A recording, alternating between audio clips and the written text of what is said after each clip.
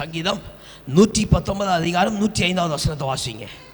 உம்முடைய வசனம் என் கால்களுக்கு தீபமும் என் பாதைக்கு வெளிச்சமா இருக்கிறது. அல்லேலூயா, அல்லேலூயா. ஒரு வசனத்தை வாசிக்கிறீங்கன்னு சொன்னா, இல்லை ஒரு அதிகாரத்தை வாசிக்கிறேன்னு சொன்னா, அந்த வசனம் உங்களுக்கு பேசணும். அது வரைக்கும் அந்த வசனத்தை வாசிச்சுட்டே இருக்கணும். அல்லேலூயா, அல்லேலூயா, அல்லேலூயா. அந்த வார்த்தை உங்கள் பாதைக்கு தீபமும் உங்களுக்கு காண்பிக்கிற வெளிச்சமாக இருக்கிறது வரைக்கும். ஏன்னா எல்லா வசனமும் கர்த்தருடைய வழியெல்லாம் இருக்கிறது. அல்லேலூயா, கர்த்தருடைய வெளிச்சமாக இருக்கிறது. அப்போ அந்த வெளிச்சம், அந்த வசனம் உங்களோட பேசுறது. ஒருவேளை நீங்கள் ஒரு வசனம் வாசித்தாலும் போதும். அல்லேலூயா.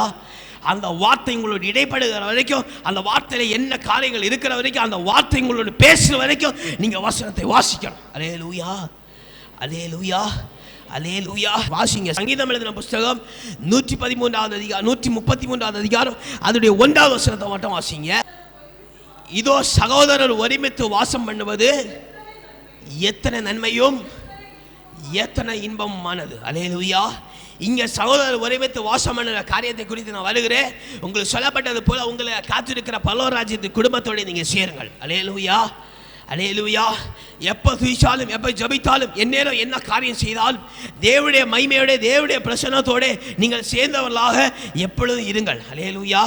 தேவனுடைய வைத்திருக்கிற தொடவை நீங்கள் அதிகமாய் படுத்திக் கொள்ளுங்கள். கர்த்தர் உங்களை மேன்மையாய் கர்த்தர் நடத்துகிறதை நீங்கள் காணலாம்.